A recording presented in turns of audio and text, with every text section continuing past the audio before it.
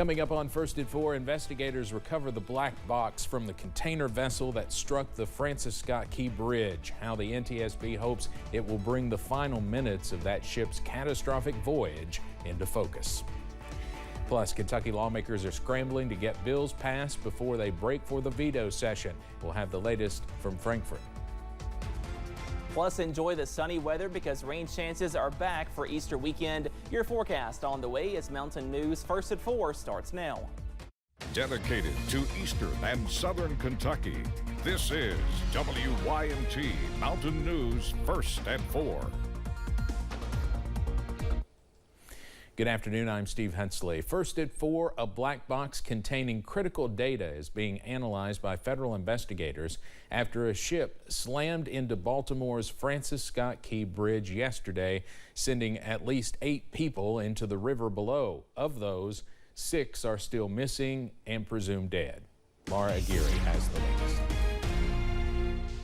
We do have the data recorder, which is essentially the black box. We've sent that back to our lab to evaluate. Their goal, locking down exactly what happened before the container ship's devastating collision with the Key Bridge.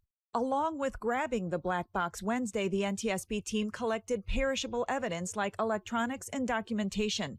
The board's chair says they'll also check for dirty fuel. It really is something that we look at in all of our investigations, but that would certainly affect the operation of the vessel. The design of the bridge itself also under close examination after photos circulated showing the possible absence of fenders on support pillars. I've seen the pictures. Again, we'll want to look at everything that on the structure of the bridge. The company that manages the vessel, Synergy Marine Group, is connected to at least 3 deadly incidents since 2018, according to authorities involved in those investigations. In 2016, the Dolly was involved in an accident in Antwerp. Port officials there confirmed to CNN. Now, the safety records of both the ship and Synergy will be central to the Baltimore investigation. It may very well turn out that the ship owners are liable. If any private party is responsible, then they will be held accountable. An accounting that's coming into clearer focus with each passing day as the NTSB and other agencies piece together this tragic event. I'm Laura Aguirre reporting. Back here in Eastern Kentucky, a former Letcher County teacher charged with rape appeared in court today to ask for his bond to be reduced. WYMT's Chandler Wilcox is in Letcher County with the latest on that. Brian Wesley Bailey appeared here at the Letcher County Courthouse again, this time for a bond hearing. Bailey's attorney, John Combs, and Assistant Commonwealth's Attorney Nick Whitaker presented arguments to Judge James Kraft. Combs asked for a bond reduction, while Whitaker argued that would depreciate the allegations. The bond is currently set at $250,000. Coming up at 6, we will take a closer look at each argument presented in court. In Letcher County, Chandler Wilcox, WYMT Mountain News. Bailey is a former teacher at Whitesburg Middle School.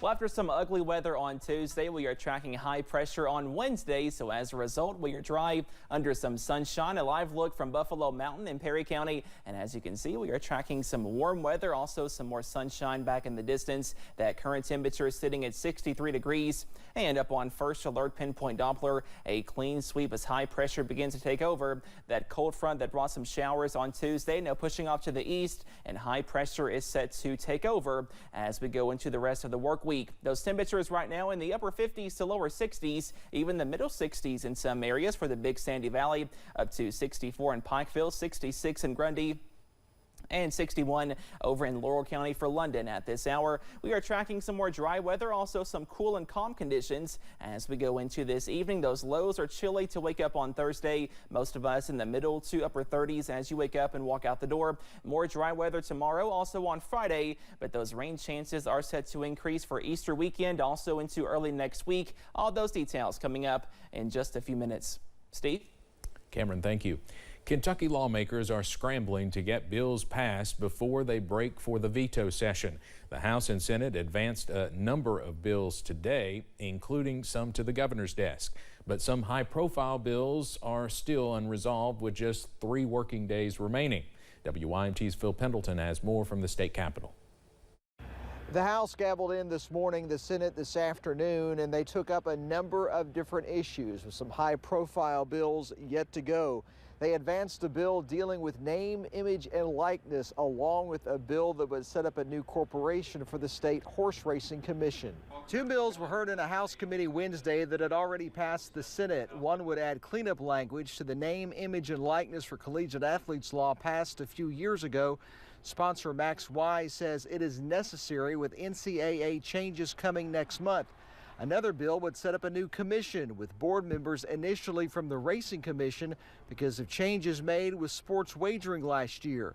A similar bill was discussed Tuesday, but this bill, Senate Bill 299, makes some changes that Kentucky House Speaker David Osborne discussed. It removes any reference to gaming as far as a general reference. The reason that was placed in the bill was it's contemplating what might happen in the future. We're very concerned about the fact that a board made up of the horse racing industry and the for-profit gaming industry will have regulatory authority over charitable gaming. The House did quickly send three bills to the governor's desk this morning, shortly after gaveling in. One is House Bill 109, adding some lifeguard requirements and some other stipulations to non-residential swimming pools. House Bill 15 deals with consumer data privacy, and House Bill 267 would set up a new broadband development office. In Frankfort, Phil Pendleton, now back to you.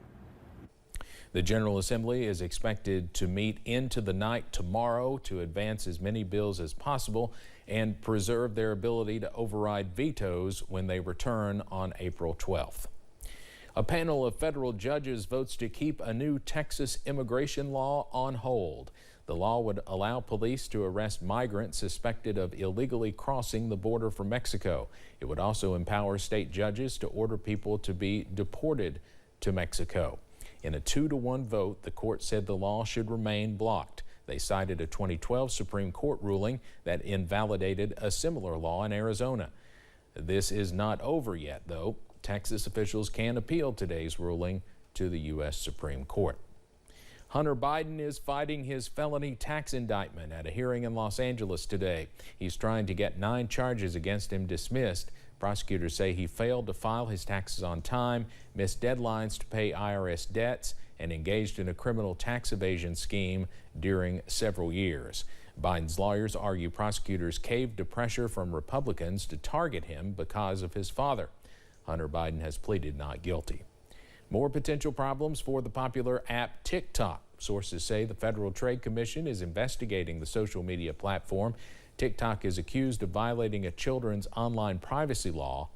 It's just the latest trouble for TikTok. Earlier this month, the U.S. House passed a law that calls for TikTok's Chinese-backed parent company to sell the company or be banned in the U.S.